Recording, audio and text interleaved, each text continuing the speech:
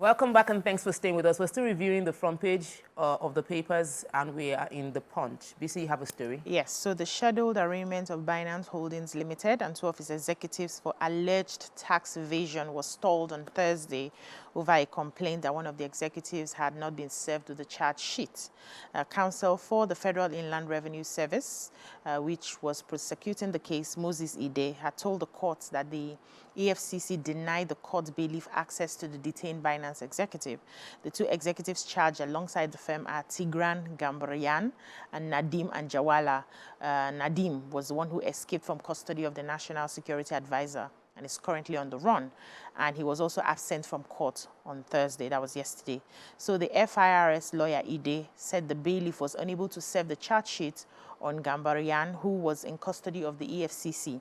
And he says, I quote, "My lord, we have not been able to serve a copy of the charge on the second defendant. We mobilized the court bailiff to serve the second defendant, but he was denied access to. So he went ahead to make an oral application to serve the charge sheet on Gambarian in the courtroom through his lawyer, Chukwuka Ikwazo. And Ikwazo also went ahead to raise no objection to the application in front of Justice Emeka Nwite of the Federal High Court in Abuja, who finally granted it. But they had urged the judge to stand down the case or adjourn to give Ikwazo time to study and prepare against the charges for the client's defense. So it has been adjourned, I think, to April 19 for arraignment. By then, we'll see what comes out of it. Okay. So, like I told you, I was going to take the Ganduje story.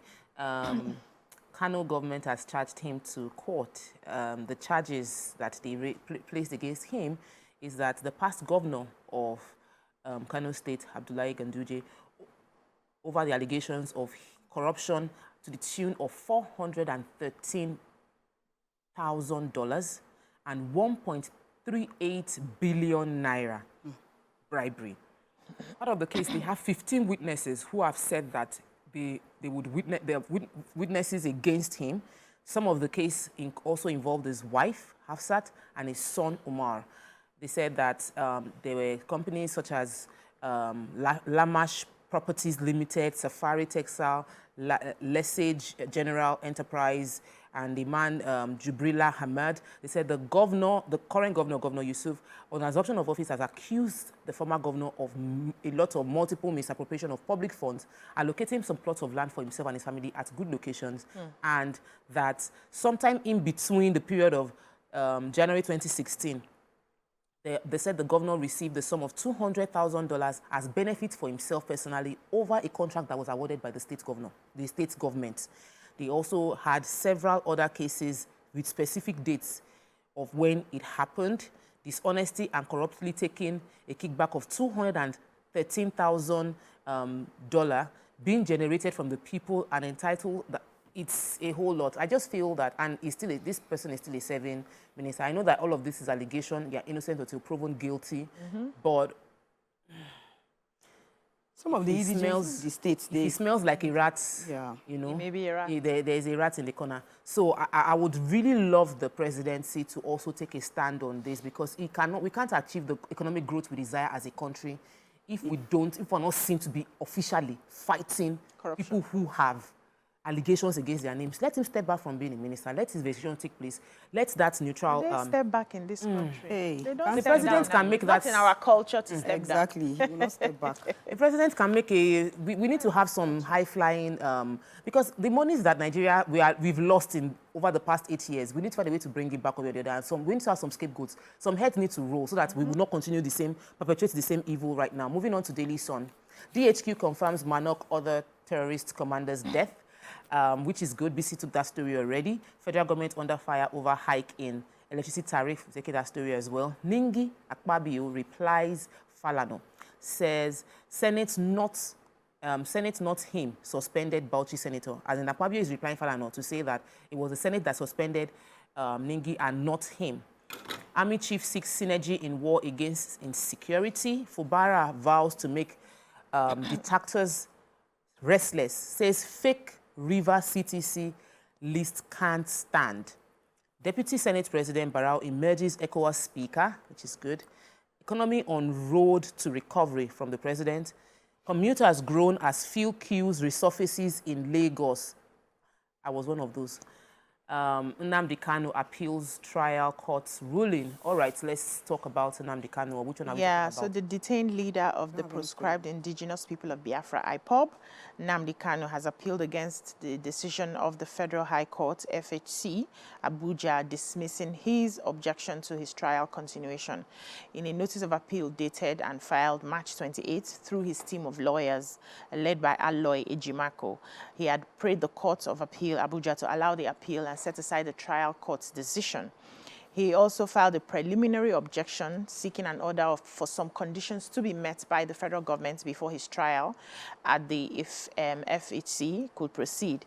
And he alleged that the Department of State Service personnel often seized documents of his lawyers during visitation.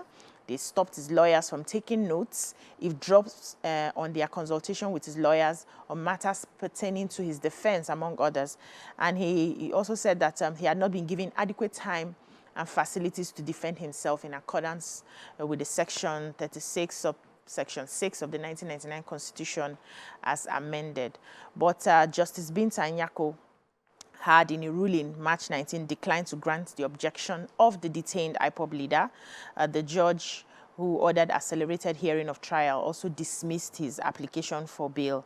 But Kanu had appealed that, and he was listing the Federal Republic of Nigeria as the sole respondent, saying that he needed them to allow him, prepare adequately for his case. He needed the appeal to hold and everything that he has asked, and he needed some sort of freedom, from all those eavesdropping that they do in custody. And he wanted the judge to grant all of this, but it's been denied.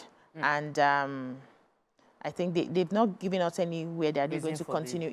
Continue the case, but for now it's been denied. I want to follow up on the story of fuel queues in Lagos because it affected me yesterday. So the fuel queues are back in Lagos. The sad challenge is the fact that the queue started from Easter break, and I took the report on Monday where they were saying nobody should panic. It's just because of the Easter holiday that there was no, the depots closed over a long period of time. So I felt there'll be a relief. But according to the Sun, there hasn't been any relief. The queues are longer. Personal experience by me and many, we couldn't even, like 4 filling stations yesterday did not have fuel. We had to stay on the queue. Some particular areas don't even have any filling station with queues. They interview people, as in Sun reporters interview people that said they spent 2 hours and still couldn't get fuel. It finished before them. The report from the oil marketers was that the importers of last resort do not have enough. There's actually we don't have enough fuel coming in. That's the thing. So this is not an artificial scarcity. NNPCL should work on this. The major distributors should work. Should work on it. The minister in charge also work on it, because we cannot afford to have fuel crisis compounding other issues that Nigeria is already. But the one we've been buying from Dangote is not enough. No, Dangote doesn't have petrol yet. It's diesel. So it was diesel he sold. Yes. They say petrol will come in by May. We're looking forward to that. Moving on to Vanguard, major headline. Tariff. This tariff hike, we are going to discuss it. Don't worry. Maybe not today. Today is Friday. Let's on the lighter note. NEC disagrees with discourse over coverage areas. Fubara plotting to obtain court order to declare the assembly illegal. That's from Rivers APC. There's a lot of drama. I thought they had resolved it. Still in Vanguard, padding allegation. Senate, not I, suspended Ningi. Akpabio replies Falano. Federal government reopens rehabilitated 3rd mainland bridge. Insecurity, 537 murder cases in 8 weeks, worrisome, from Egbetokun. UK increases minimum wage of immigrants by 48%.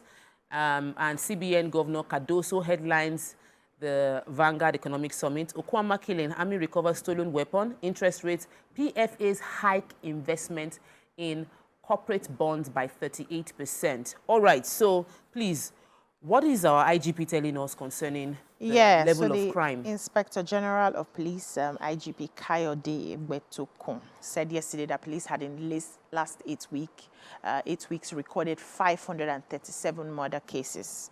He said the trend is worrying, and the police has also recorded 141 cases of terrorism and secessionist attacks, 26 cases of armed robbery, 214 cases of kidnapping and 39 cases of unlawful possession of firearms. He spoke at the strategic meeting with zonal AIGs and state command police commissioners at Force headquarters. And he disclosed as well that 9 suspects who were directly involved in the killing of 6 police officers in the forest of Ohoro in Ugeli local government area of Delta State has been apprehended, and they are currently assisting in unraveling the circumstances surrounding the unfortunate incident. He also said during the period under review, the Nigerian police force arrested 3,685 suspects for their participation in various crimes, while the police rescued 401 kidnapped victims. The police recovered 216 firearms, 3,601 ammunitions, and 82 vehicles. Then he talks about the fact that we need to help our police. Some of them put their lives on the line to discharge their duties, and then we see how they are murdered and killed just anyhow. This has got to stop. And the fight against kidnapping, crimes, murder is also in full gear. And this is a good one for what the police is achieving so far. So the Nigerians migrating to, that's what we can tell you. Nigerians migrating to the UK are happier now because there has been an increase in the minimum wage of immigrants by 48%. Yes, and that's to so it benefits immigrants, but it's it also it is not selfish because they don't want you to have to feel like citizens will be losing jobs because you can now get cheap labor from immigrants. So by increasing the immigrants the minimum wage for them, you are almost forced to employ a British citizen as well. Everything has to be calculated. Economy is not by chance. I'm telling you. Yes. So everybody's strategy for how to, That's all we can take on Front Page Review for today. When we return, we have a sponsored segment. Stay with us. We'll be right back.